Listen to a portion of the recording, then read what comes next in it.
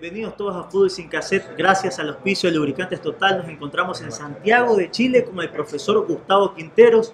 Le agradecemos, profesor, por esta deferencia, por esta oportunidad aquí poder entrevistarlo a usted. Muchos hinchas de Emelec nos pedían entrevistas a Gustavo Quinteros, sea Skype como sea. Nos vinimos a Santiago a esta final de la Copa Libertadores y aprovechamos nuestra presencia acá, que no se dio la final, pero le sacamos el provecho entrevistándolo a usted, profe. Bienvenido. Muchas gracias y espero disfrute esta entrevista. Sí, para mí es un placer volver a tener contacto con ustedes, con todo Ecuador. Y sí, lamentablemente se suspendió la final de la Copa por todos estos problemas sociales que lamentablemente todavía siguen. Pero siempre es lindo recordar y estar en contacto con toda la gente de Ecuador y por supuesto, sobre todo en contacto con todos los hinchas de Emelec, que fue un lugar donde fue maravilloso estar en ese club, así que les mando un saludo a toda la gente de Emelec. Perfecto, nosotros vamos siempre a los inicios de la historia que comienza, en este caso en el Club Sport Emelec, por allá en el 2012. ¿Cómo fue ese primer contacto? ¿Quién lo llamó? ¿Cómo fue para convencerlo? ¿Usted también con quién se asesoró para llegar al Club Sport Emelec? Bueno, primero habíamos tenido contacto en la Copa América 2011 cuando yo estaba dirigiendo la selección de Bolivia. En ese momento no se pudo dar por los tiempos, pero yo siempre, para mí fue como una deuda pendiente poder ir a dirigir ese club. Y después se dio al año siguiente, el 2012, cuando yo renuncié a la selección de Bolivia y Emelec justo se quedaba sin técnico. Entonces tuvimos una comunicación con el presidente y la verdad que enseguida arreglamos, sí, enseguida arreglamos y fue una de las mejores decisiones que tomé en mi vida, ¿no? Así que fue, hasta el momento, deportivamente fue lo más lindo que viví, por todo lo que sucedió, por el bicampeonato, por toda la gente. Y bueno, ahora en Chile estamos viviendo algo muy parecido porque de todos los torneos que hemos jugado en el año, hasta ahora lo pudimos ganar. Bueno, el torneo faltan solo un partido más, que tal vez ya podemos festejar, pero bueno, ojalá que se pueda dar en cualquier momento. ¿Y con qué se encontró ya llegando a Guayaquil? En lo que fue la negociación, el plantel 2012, ya había, digamos, heredado un equipo, después usted vio el fútbol ecuatoriano y contrató otros jugadores. Claro, cuando llegué ya estaba comenzado el torneo, el equipo estaba armado, el plantel estaba planificado de una manera y llegó diciembre. Igualmente pudimos hacer un buen torneo porque quedamos segundos, clasificamos a Copa Libertadores, pero ya ahí, ya conociendo todos los jugadores del plantel y conociendo el fútbol ecuatoriano, creo que hicimos muchos cambios porque se fueron como 11 o 12 jugadores que había en el plantel y solo trajimos 3 o 4 jugadores y con eso pudimos formar un equipo muy competitivo donde ganamos 3 etapas consecutivas, ¿no? Sí, sí. Y después pudimos ganar la final, que fue en el 2014 contra Barcelona, así que fue maravilloso, fue la mejor decisión. Que para el hincha de Emelec lo tiene en la memoria siempre, todo el 21-12 lo tiene guardado. Pero, profe, en ese camino, ¿fue verdad eso que usted estuvo a punto de renunciar o le puso la renuncia al presidente después del 5-0? No, en ese momento nosotros llegábamos casi a era cerca de la finalización de la temporada y en ese partido contra Barcelona nos expulsan a un jugador en el primer tiempo. Que estaba jugando mejor en Emelec. Sí, habíamos fallado 2 o 3 goles, fue increíble. Y después en el segundo tiempo nos expulsan también a Nasuti. Pero en un momento yo hablé con el presidente, no es que yo renuncié, sino que yo siempre le dije, en el momento que el presidente quisiera, siempre iba a tener a disposición el cargo. Si él pensaba que estábamos haciendo un buen trabajo y que el equipo jugaba bien y demás, siempre iba a estar a disposición el cargo. Eso fue lo que le decía, pero no solamente por un partido, sino siempre. Y bueno, en ese momento se lo volví a repetir al presidente. Si él pensaba que en algún momento el cargo tenía dudas o algo del trabajo, yo daba un paso al costado, pero él siempre me decía lo mismo. Me decía, ¿por qué no renovamos un año más, un año y medio más de contrato? Siempre el voto de confianza. Siempre, siempre, siempre. No solamente, después fuimos, creo que también en una situación similar, fuimos a jugar a Quito y perdimos un partido también, que fue a los últimos minutos, no me acuerdo si era Liga de Quito, Nacional, o así, y él me volvía a repetir lo mismo, ¿no? Decía, bueno, para que te sientas más tranquilo, respaldado, firmemos y alarguemos y prorroguemos el contrato, así que siempre fue, por eso yo lo digo siempre, para mí Nassim Neme me parece que fue el mejor dirigente que tuve como presidente. He dirigido en varios países y él en ese sentido de la planificación, digamos, de hacerle caso al entrenador, en traer jugadores, siempre dentro de un presupuesto que tenía el club, ¿no? O de, por ejemplo, darle respaldo a los jugadores mismos, al equipo, al entrenador, es el único, es el mejor. O sea que en ese sentido yo siempre se lo dije y siempre le voy a estar agradecido. Gracias a ese apoyo, ese respaldo que él siempre le daba, no solamente a mí como entrenador, sino a los jugadores y hemos conseguido un bicampeonato, hemos podido ganar una final contra Barcelona, hemos llegado a cuartos de final de una Copa Sudamericana que yo creo que estábamos preparados como para llegar a la final o para más. Y claro, nos encontramos con Sao Paulo, a diferencia de un gol, tuvimos que quedar afuera. Pero de todas maneras, tengo los mejores recuerdos en ese sentido, ¿no? Por el apoyo, el respaldo siempre que nos dio el presidente. Totalmente. Y profe, en ese 2013 usted dice que cambió, incorporó a algunos jugadores y también le dio la confianza a otros. Por ejemplo, el caso de Miller Bolaños, que no era titular, obviamente estaba en el Valencia y otros grandes jugadores, y termina quedándose en la pretemporada y todos sabemos la historia de Miller Bolaños en ese equipo. Sí, en un momento estábamos buscando un jugador que pueda jugar de media punta para formar el esquema que yo quería formar. Entonces Miller Bolaños estaba jugando en la MLS y había jugado en Liga de Quito, pero mucho por izquierda, ¿no? Como volante por izquierda. Entonces yo, mirando las características que tenía Miller, yo digo, este es un jugador que puede jugar de media punta, tiene gol, tiene el último pase. Entonces el presidente lo contrató y le dimos la confianza, lo pusimos en ese lugar y la verdad que pudimos con él, después se juntó con Mena, con Ener, etcétera, etcétera. Todos los jugadores, no, tendría que nombrarlo uno por uno porque fueron todos muy importantes. Formamos un equipo, creo que fue uno de los mejores equipos que pude formar, me gustaba verlo jugar, ¿no? Más allá de que podríamos haber conseguido algo más, a lo mejor internacionalmente, nos faltó a lo mejor estar un año más tal vez en el club, si un año más. Muchos dicen eso el hincha siempre. Sí, ¿Qué si pasaba hubiésemos, si se quedaba claro, Quinteros ese 2000? sí, yo creo que el 2015 era el momento para ganar la Sudamericana, porque el equipo estaba preparado y lamentablemente, por un lado, lamentablemente por el club y por los jugadores y por el grupo que teníamos, yo me fui a la selección, afortunadamente también, para dirigir una selección importante. Pero si hubiésemos continuado ese año, yo tenía mucha fe. Yo le decía siempre al presidente, este es el año donde tenemos que conseguir algo importante. Y bueno, después vino otro entrenador y compitió muy bien, pero bueno, también le faltó un poquito para la llegar. cancha que no podían jugar de local en su Exactamente, propia cancha, son también. detallitos y factores El estadio no ayudó porque estaba en remodelación, entonces jugar de visitante siempre te saca, yo digo siempre y le digo a toda la gente que trabaja conmigo y a toda la gente donde voy que ese estadio es distinto, parece la Bombonera, digamos, se siente mucho, se mueve, late, más que temblar, y siempre fue un incentivo muy grande, ¿no? Hay momentos que con la hinchada, que fue fantástica, con la hinchada pudimos revertir situaciones difíciles.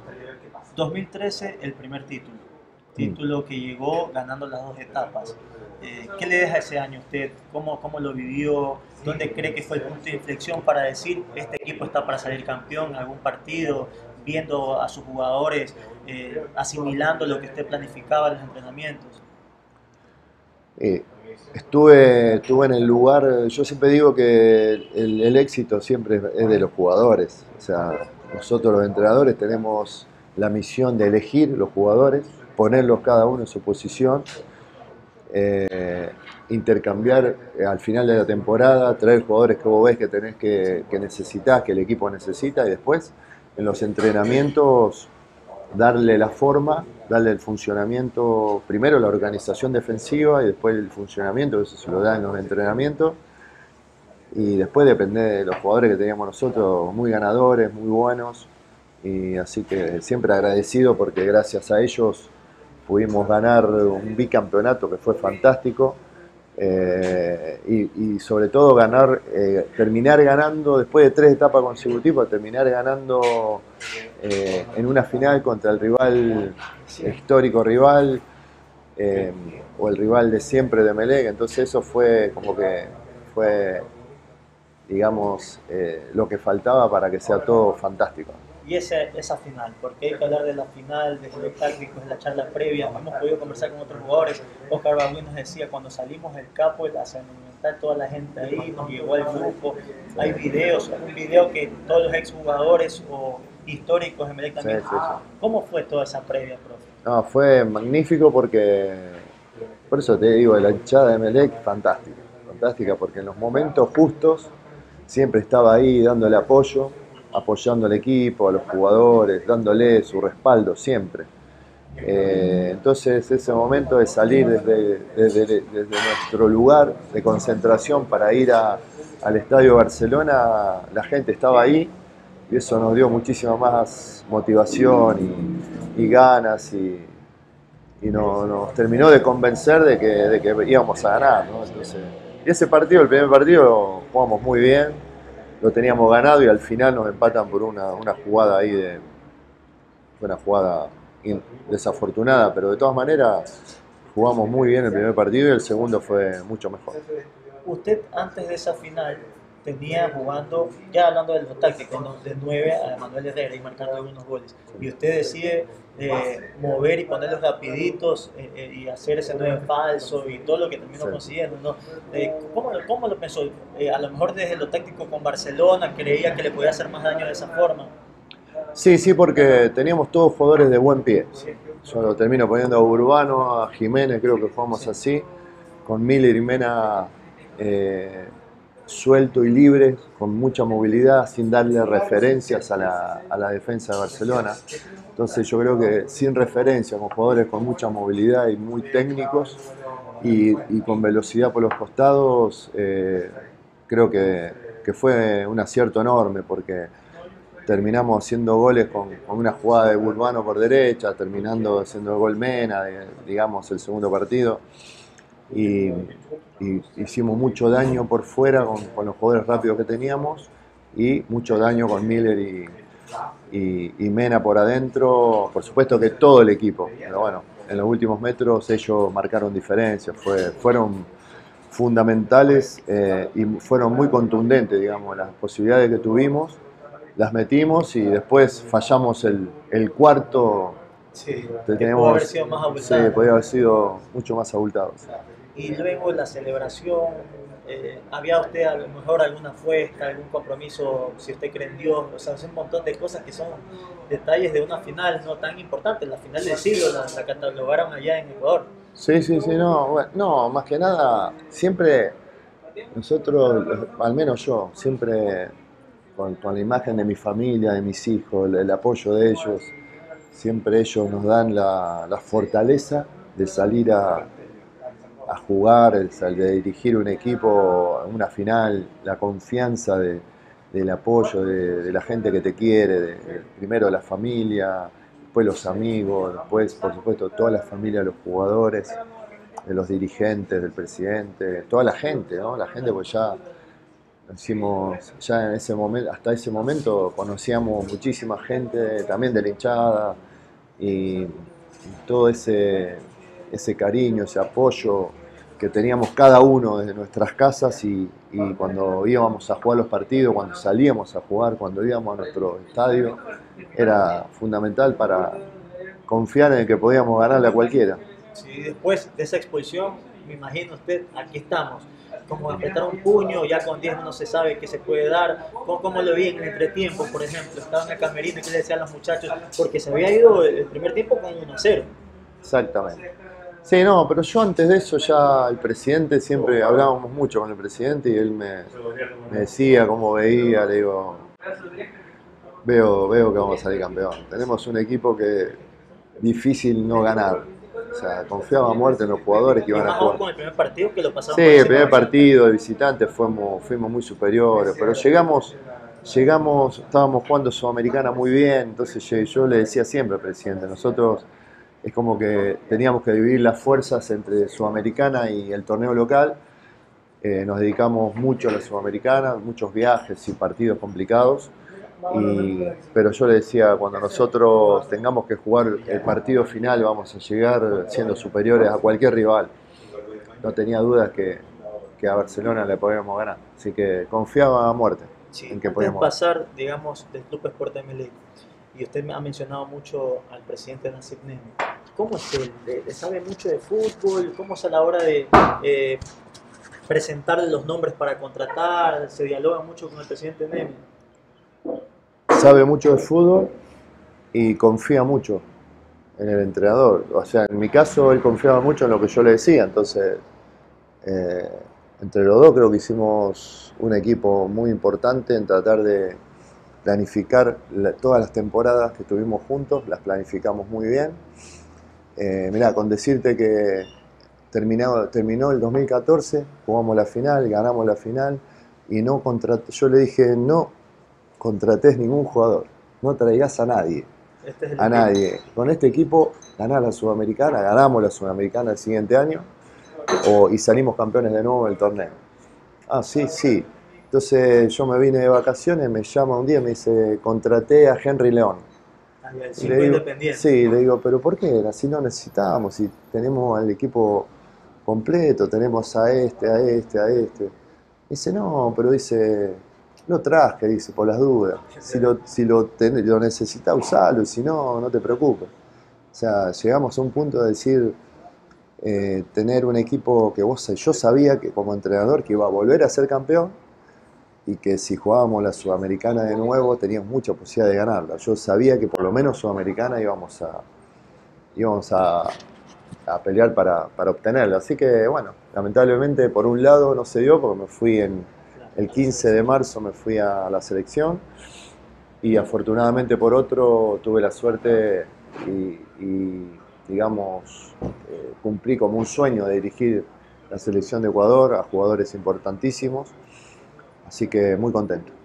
Hasta ahí, ¿cuándo le llega la oferta para la selección? Porque mire que ya tenía planificada pretemporada, No, bueno, plantel y todo. hicimos la Claro, pretemporada, jugaron varios partidos. empezamos a jugar, estábamos prácticamente clasificados a octavo de final de Copa Sí, Libertadores. Habíamos ganado, creo que en Chile, que no me acuerdo, Copa Libertadores. Habíamos ganado un partido muy importante que nos daba la posibilidad de ganar de local y clasificar creo que contra Stronger de local. No me acuerdo bien ahora, soy un poco, La memoria, perdí un poco la memoria en los equipos y los partidos, pero estábamos prácticamente clasificados a octavo de final de Copa Libertadores y estábamos, creo, eh, a un punto en el torneo local. Ahí me tuve que ir y bueno, con mucho dolor, con mucha angustia porque sabía que por ahí perdía la oportunidad de volver a ser campeón. ¿Les fue difícil tomar esa decisión? Sí, fue difícil, fue difícil. Por un lado mucha angustia, por otro eran sentimientos encontrados, digamos. Por otro ilusión de poder dirigir una selección importante, jugadores para tratar de poder llegar a un mundial. Pero de todas maneras, no estoy arrepentido de nada. Si tuviera que volver a hacer lo mismo, lo haría. Las decisiones que he tomado en mi vida y sobre todo ese tiempo que estuve en Ecuador con Emelec y demás, haría totalmente lo mismo. No me arrepiento de nada, al contrario, he disfrutado muchísimo. Siempre rescato todo lo positivo, lo que me hizo feliz y que fue mucho más de las angustias que hemos pasado. La última, antes de ir a la selección, ¿cuál fue en su memoria el mejor partido que hizo su Club Sport Emelec, su equipo? Muchísimos, muchísimos. ¿Algún top 3? Las finales fueron muy buenas porque eran finales y jugamos muy bien. Sí. En el segundo partido me acuerdo del Lole más largo de la historia. O sea, hicieron como 38 pases, casi hacemos el gol, 38, 39 pases y casi hacemos el gol. Y después me acuerdo del 7-0 contra Católica. El partido del partido de Sao Paulo fue fantástico. El de Goiás creo que también fue muy bueno. Pero un montón de partidos.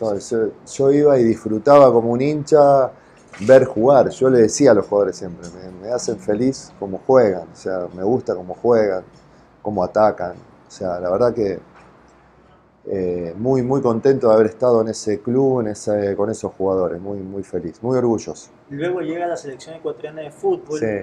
Y ese, más allá de la Copa América aquí en Chile, hubo una Copa Centenario que se clasificó después de mucho tiempo a una instancia que no había llegado Ecuador. Ahí usted fue contando con algunos jugadores, otros por lesión no.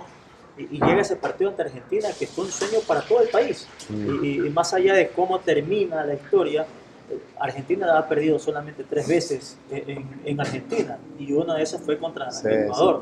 No, formamos un equipo muy bueno, muy bueno.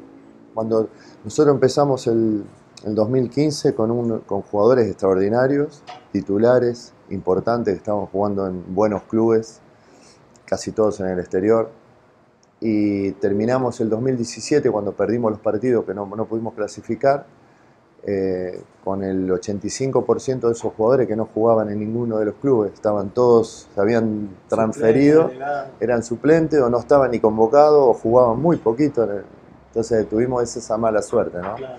Yo digo que si hubiésemos tenido los mismos jugadores que empezamos, los Miller Bolaño, los Felipe Caicedo, los Jefferson Montero, toda la defensa, el arquero. Que salían de memoria, o sea. De memoria. Era una base. Empezamos a cambiar, tuvimos que cambiar mucho y el último año sentimos muchísimo que esos jugadores titulares, lo más importante, estén sin competencia, ¿no? Claro. El mismo Novoa se había transferido al Zenit y jugaba muy poco.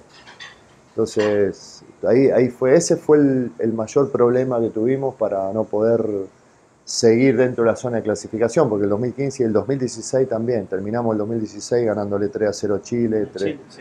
Orejuela ahí 5 y jugando bien, Cristian Ramírez marcó. Sí, ganando contra Venezuela, empatamos en Bolivia, perdimos 2-1 en Uruguay, jugando pero muy bien. Pero el 2017 se mandó un partidazo. Sí, el 2017 fue, lamentablemente, no tuvimos esa suerte que tenés que tener cuando los jugadores mejores o los mejores jugadores y lo más importante estaban sin competencia, digamos. Entonces bajamos muchísimo el rendimiento. Yo sé que usted perdona mucho el estilo de juego y su propuesta y que siempre está, que para usted es más alcanzable ganar cuando se juega hacia adelante y teniendo la pelota. Pero viendo para atrás, ahora con la selección ecuatoriana de fútbol, porque yo he analizado muchos partidos suyos y Perú pegaba, pero de contra. Y nos pegaron así, y otros equipos nos pegaron de contra por proponer y todo eso. ¿Cómo analiza hoy toda esa situación? A lo mejor algunos partidos que la selección ecuatoriana de fútbol no estaba acostumbrada a jugar así. No, nosotros la idea de juego siempre la respetaron hasta el final. Lo que pasa es que nosotros cuando empezamos la selección, Felipe Caicedo, Miller Bolaño, Jefferson Montero, Antonio Valencia, Novoa, etc. Paredes, Erazo, Walter Ayoví, Achiller estaban todos fenómenos, más todos los que a lo mejor después terminaron jugando Orejuela, Ramírez y no muchos más. O sea, no se quedaron jugando como esos que te estoy nombrando, digamos. Ener Valencia fue fundamental también porque lo tuvimos en un momento muy bueno al principio y después... Con él fue el partido Chile, Bolivia, Venezuela. Exactamente. Orejuela de 5, que es muy difícil. Ahí encontramos un reemplazante, Orejuela también y Ramírez también, pero después Paredes, Erazo, Arturo Mina, Walter Ayoví, Domínguez, Jefferson Montero, Miller Bolaño, Felipe Caicedo no jugaban. Novoa no jugaba, entonces estaban muy mal futbolísticamente para poder afrontar los partidos finales en el año 2017 y los que puse, los recambios no dieron lo mismo, digamos. No pudimos volver a tener ese equipo que estaba para clasificar, ¿no? Eso fue lamentable. No tuvimos, digamos, la suerte de tener a los mejores al mejor nivel. En el tiempo justo para las Sí, por eso cuando nosotros, los partidos que nos tocó perder al final, en el 2017, intentábamos jugar como siempre, pero no generábamos el fútbol, no lastimábamos como antes y tampoco podíamos defender bien porque los jugadores no estuvieron a la altura, digamos, o no estuvieron con el mismo nivel que en el 2015 o el 2016. Claro. Profe, una posición fundamental para cualquier equipo, más allá de que se cambiaron muchos nombres, pero el 5, Pedro Quiñones, Alex Bolaños, Osvaldo Lastra jugó la Copa América contra México, lo hizo bien, pero después se lesionó. Se probaron un montón ahí, Orejuela, Segundo Castillo. Segundo Castillo. Sí, sí. Entonces es una posición fundamental que hasta hoy no se encuentra 5. ¿Y eso usted cree que también pesa a la hora de la salida limpia y todo eso? No, en el caso mío fue, pero lo podés corroborar, porque justo el último año todos los jugadores que te nombré, que creo que fueron 8, sí. 8, el 80% de la base del equipo, los jugadores más importantes en ese momento estaban fuera de competencia. Si en vez de estar al 100% estaban a un 50, un 40%, y cuando tenés que enfrentar a jugadores que están al 100%, bajás el rendimiento futbolístico, es difícil ganar, porque encima las eliminatorias sudamericanas son las más complicadas, las más difíciles, y si para ganar tenés que estar al 100%. Entonces, eso fue lo que pasó, lamentablemente. No ligamos, digamos, como decimos nosotros los argentinos, no ligamos cuando teníamos que ligar.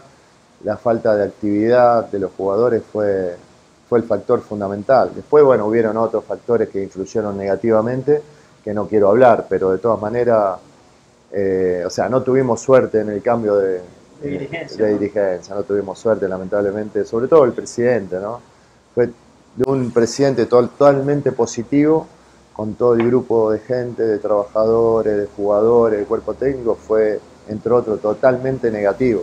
Todo mal, todo mal. Entonces, desde la actitud, desde la todo. Por eso muchos de los jugadores han salido a decir cosas de Bundes. Sí, todo. La mayoría han salido a decir, lo que no lo dijeron por respeto, digamos, o por ganas de seguir jugando en la selección, de que no sean castigados injustamente, pero todos ahí, la gente que trabaja ahí, todos sabíamos que lamentablemente no tuvimos suerte ahí, pero lo más importante fue que los jugadores, en los cuales empezamos esa gran campaña del 2015, en el 2017 estuvieron el 85% de los jugadores no jugaban y no estaban en su mejor nivel. Ese se lleva el mayor porcentaje.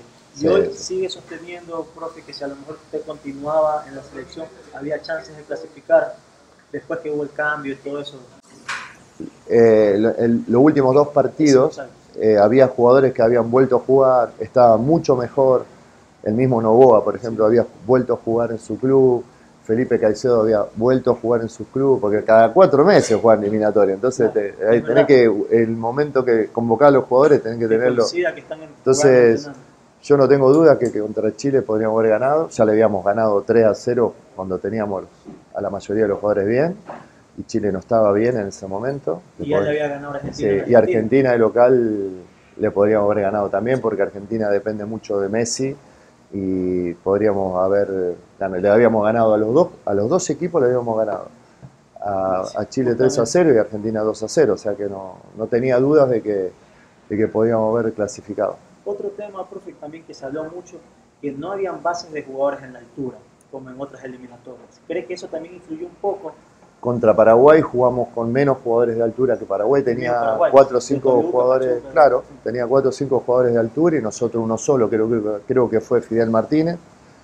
Y contra Bolivia mucha más desventaja, contra Colombia también. Colombia tenía 3 o 4 jugadores de la altura y nosotros uno, que era Fidel, creo que jugó ese partido también. Pero eso es una pequeña influencia, digamos, que antes sí sacabas ventaja. Cuando vos tenías 6, 7 jugadores jugando a la altura, acostumbrado, sacás ventaja porque los últimos 20, 25 minutos, si empezás desde el principio a presionar y a meterle intensidad, los últimos 20, 25 minutos, 30 todos los equipos sienten el bajón físico. Usted hace poco se hizo público y Diego Arcos puso su versión de la situación de la demanda y todo esto, que cuando fue con la Universidad Católica dijo, está ahí lo de la demanda, estoy esperando, y después salió que la FIFA había rechazado eso.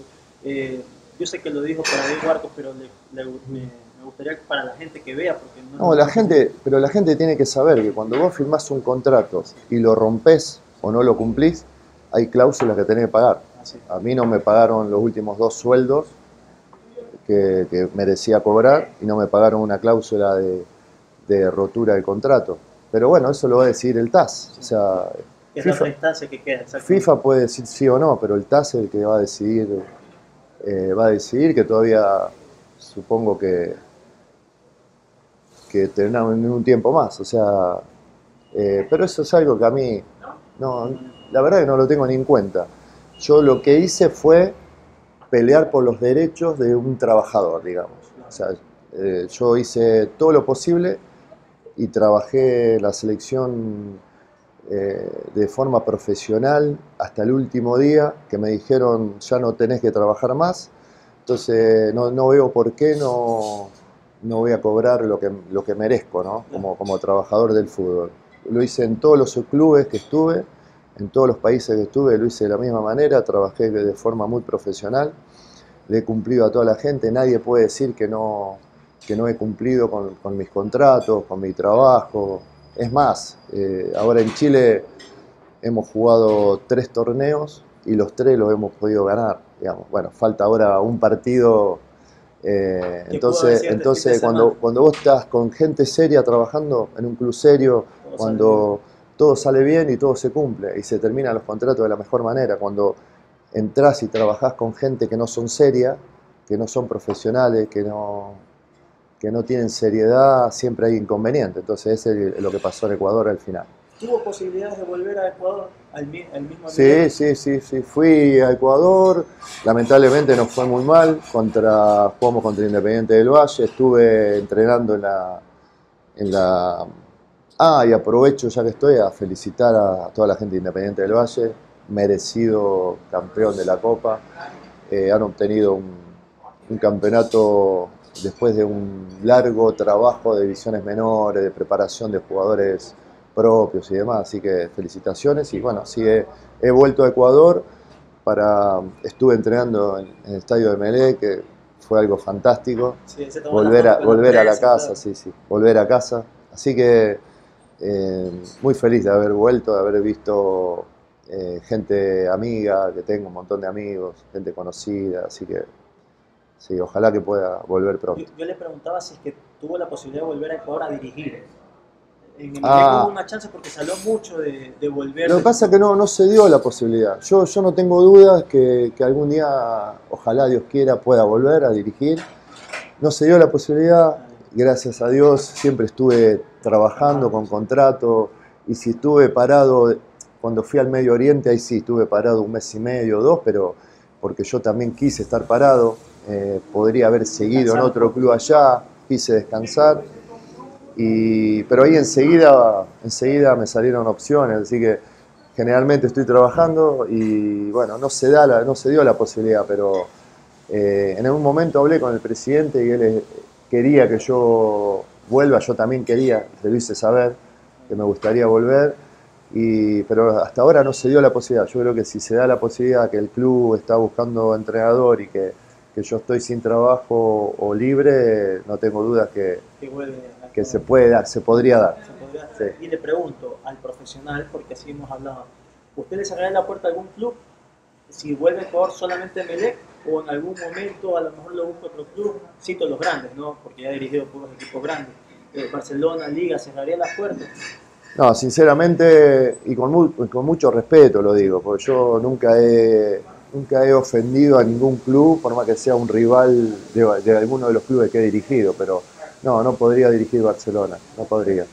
No podría por respeto a Emelec, a toda la gente, al cariño que me han brindado, o sea, no podría, más allá de que tal vez a lo mejor Barcelona tampoco le interesaría contratarme, pero de todas maneras sería difícil para mí, imposible, no podría. Liga, Independiente del Valle, otro equipo. No, yo siempre dije, donde haya un club serio, con gente seria, que ponga un proyecto deportivo, una intención deportiva de conseguir cosas importantes, de pelear por un título, a mí me encantaría, porque yo tuve la posibilidad de dirigir en 4 países distintos.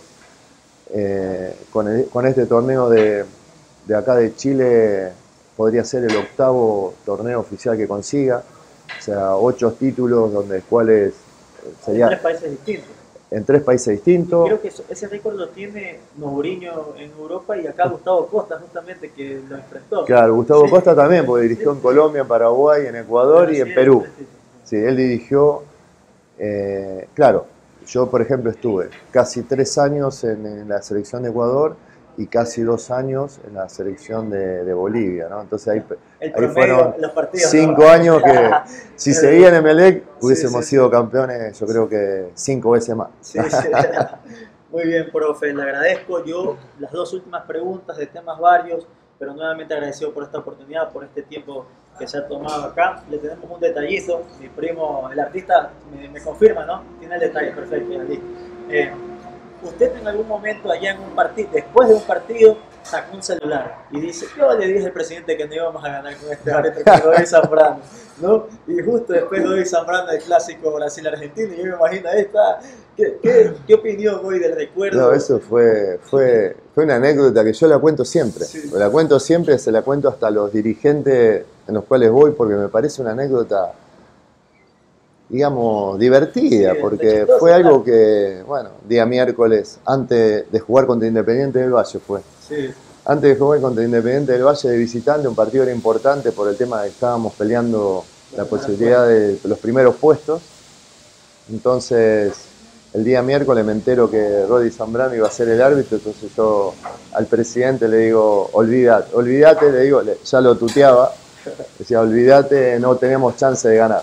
¿Por qué? Y porque nos va a dirigir Rodi Zambrano. Y bueno, quedó y yo dejé, porque yo sabía que iba a suceder, que le digo, va a ser un desastre. Va a haber un montón de problemas, va a ser un desastre, va a ser un desastre. Entonces, eso fue miércoles. Y le dije, el presidente me decía, no te preocupes, no va a pasar así. Le digo, pues ya nos pasó en este partido, llevábamos 22 partidos invictos para batir el récord y nos dirigió Rodi Zambrano y nos perjudicó. Llevábamos 8 partidos consecutivos ganados, nos dirigió Rodi Zambrano y nos cortó, nos perjudicó. Llevábamos no sé qué otro récord ahí teníamos con Emelec. Justo la casualidad que dirige, yo le decía todo eso. Me dice, no, pero no te preocupes, me decía, presidente, un fenómeno, siempre trataba de calmar. Entonces, le digo, acordate lo que te digo hoy, que el día domingo va a ser un desastre. Y pasó, entonces, en la rueda de prensa saco el celular y le digo, léelo, lee lo que le puse, ¿qué dice? Día miércoles. Pero yo digo, después yo lo encontré a Rodi Zambrano y hablamos y la verdad que yo me arrepiento de algunas cosas. Yo creo que eso es algo que no debería pasar más, yo no lo tendría que hacer más. El árbitro tendría que revisar todas sus actuaciones también, porque fue ya después, en la 4ª vez, ya no fue casualidad, ya no es casualidad, algo raro había. A usted le expulsó una vez y está el video que lo sale aplaudiendo. Bueno, esa fue una de las veces, y esa vez que me sacó a 2 jugadores contra Independiente fue así. Me sacó 2 jugadores porque los jugadores tenían las medias cortadas. En Chile, en Bolivia, en Ecuador, en España, en Inglaterra, juega. Hace poco también, ¿no? Exactamente. Los jugadores se cortan las medias, se ponen las medias arriba, sin que se vea la de abajo, y juegan. Y todo el año los jugadores jugaron así. Y del rival lo mismo. Nos saca a nosotros 2 jugadores. Y da la casualidad que nos saca a los 2 jugadores para que se cambien las medias, hasta que fueron a buscar las medias sanas, se le cambiaron todo, y hicieron un gol.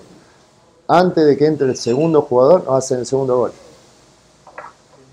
Ya está, ya no había. Pero sinceramente son cosas de las cuales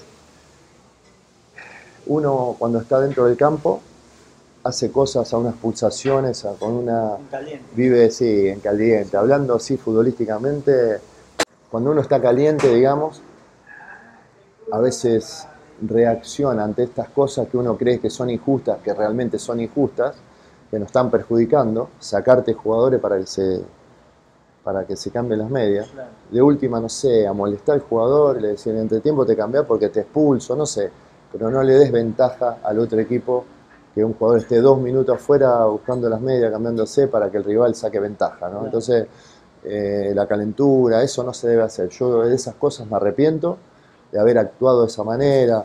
Yo quise demostrar en la conferencia de prensa que esas cosas iban a pasar, que que sucedían, y sucedieron, ¿no? Pero también no debería haberlo hecho, tal vez. Sí. O sea, es algo de los cuales son cosas que uno a veces después en frío se arrepiente, digo, tendría que haber actuado de otra manera. Y pasó, disculpe que lo interrumpa, también a lo mejor con el periodismo mismo, no sé, yo sé que, y esto soy consciente, yo hago una culpa siendo de la costa, y es Sí. lamentable que sale de regionalismo, pero pasó con periodistas de la sierra y todo eso, pero hubo con otros, por ejemplo, el colega Carlos Gálvez al final, que usted cuando ya se iba, tienen Sí. que investigar y todo eso, puede ser a lo mejor alguna de las cosas en caliente que digan... Bueno, pero Gálvez es pariente de Villasís, entonces él, por ser familiar, defendía algo que era indefendible, porque ahora después, yo siempre dije, y a donde voy digo, el tiempo siempre pone las cosas en su lugar, entonces te das cuenta cuando pasa el tiempo, quién es quién y quién tiene la razón, entonces vos no podés defender lo indefendible, ¿entendés? Porque no averiguás, porque no yo digo que el periodismo tiene que averiguar, tiene que ir a la fuente, tiene que ir a las fuentes y tiene que averiguar lo que sucede. Entonces, bueno, podés defender a una persona que es indefendible, digamos. Y más pero aún con las cosas que salieron a la luz después. Claro, Sí. bueno, ahí está.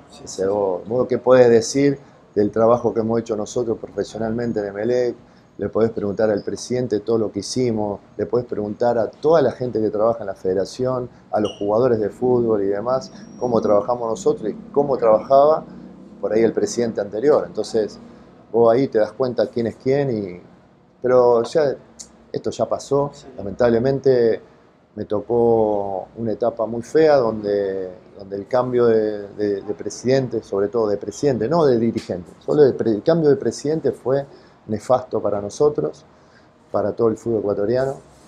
¿Y con los jugadores usted lo conversaba? Sí, los jugadores eran los que más sentían ese cambio, ¿no? Después, pero los más, digamos, no pudimos tener a los mejores jugadores en su mejor momento o en su mejor nivel, como sí lo tuvimos todo el 2015 y parte del 2016, donde todavía estábamos en zona de clasificación. Líder positivo, Antonio Valencia. Antonio, un fenómeno porque hacía el esfuerzo de viajar un montón de horas, de jugar siempre, de subir, porque él, si bien salió y nació y jugó mucho en la altura y demás, él de tantos años estar jugando en Europa, volver y jugar de ahí y tratar de correr los 90 minutos al máximo para defender la camiseta de Ecuador, y siempre lo hizo muy bien.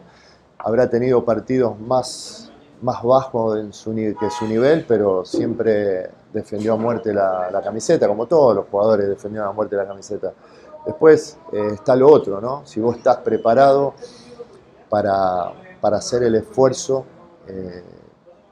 en una situación donde no hay motivación, donde no sos, digamos, con ese cambio de presidente, todo estaba...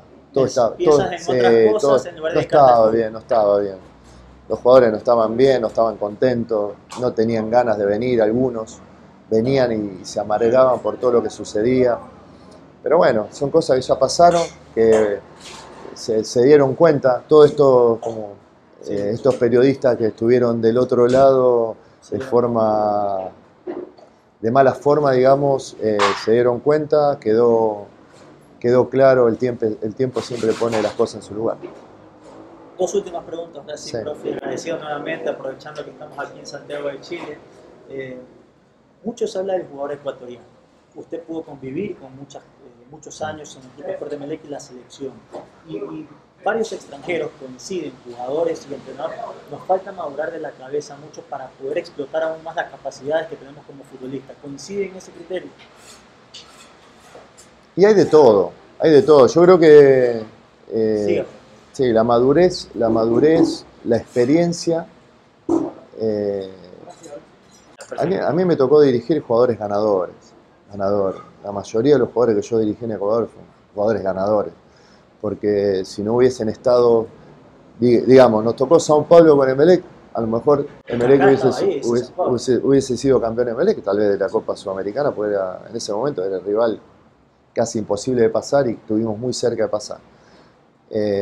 Clasificamos 2 veces a octavos de final de Copa Libertadores. Con la selección, una gran campaña hasta que los jugadores no estaban en su mejor nivel. Entonces, solo nos faltó un poquito digamos, muy poquito para poder llegar a cumplir los objetivos más grandes, digamos. Pero de todas maneras, tengo que reconocer que me tocó dirigir jugadores ganadores, ecuatorianos. El jugador ecuatoriano es muy fuerte, muy rápido, físicamente muy dotado, muy dotado.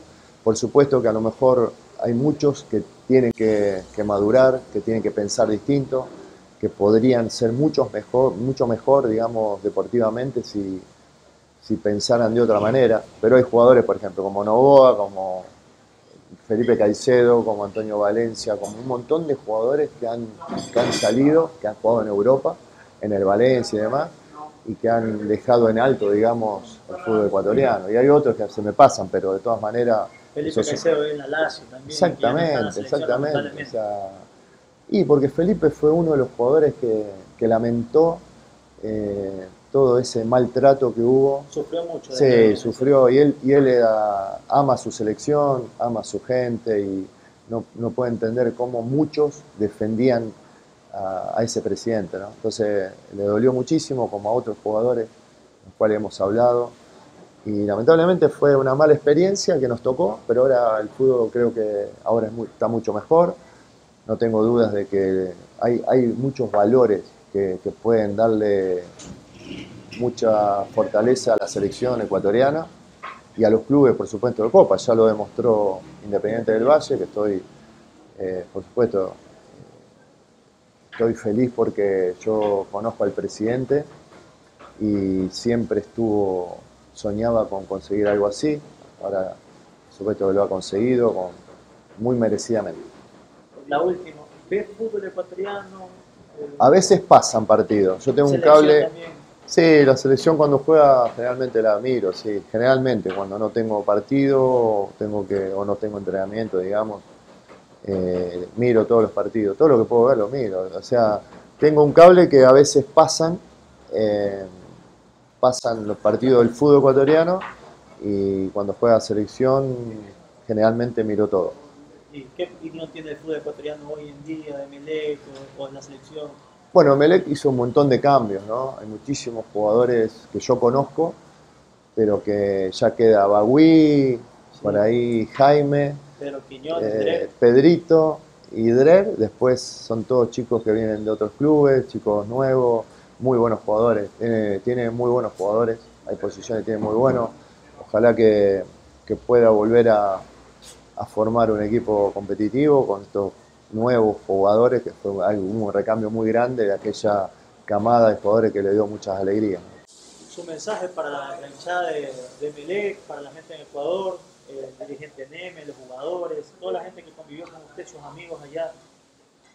No, para todo, bueno, tengo miedo de olvidarme de gente, pero por supuesto el presidente, a toda la hinchada, a todos los dirigentes, al mundo Veja, no sé si seguirá, el mundo ahí como vice, eh, a todos los jugadores que tuve en Emelec, a los de inferiores que los subía y ahora están jugando en primera, a toda la gente que trabaja en el club, a toda la gente esa que no se ve, que son muy importantísimos, a los utileros, bueno, a toda la gente, eh, digamos, a toda la hinchada, no solamente la Boca del Pozo, otra hinchada, digamos, que son las más nombradas, sino a toda la gente que uno se cruzaba en la calle y nos alentaba, nos apoyaba, nos daba su cariño, todo eso, la verdad que les mando un abrazo enorme, decirle gracias siempre, eternamente agradecido y bueno, que siempre los voy a recordar con mucho cariño.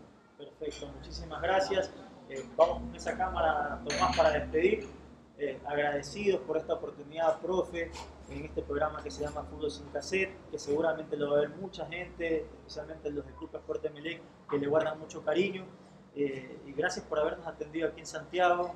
La verdad que la disfrutamos muchísimo y seguramente lo van a disfrutar los hinchas. Muchas gracias, profe, de corazón. Y a todos que nos sigan suscribiéndose, dándole like a todos nuestros videos en Fútbol Sin Cassette y por supuesto a Lubricantes Total, que nos apoya en todos lados que vamos con nuestras diferentes entrevistas. El detalle ya se lo vamos a presentar más tarde y vamos a tomar la foto y todo, que le tenemos un regalo acá de mi primo Tomás Saavedra. Muchísimas gracias a todos por habernos acompañado en Fútbol Sin Cassette.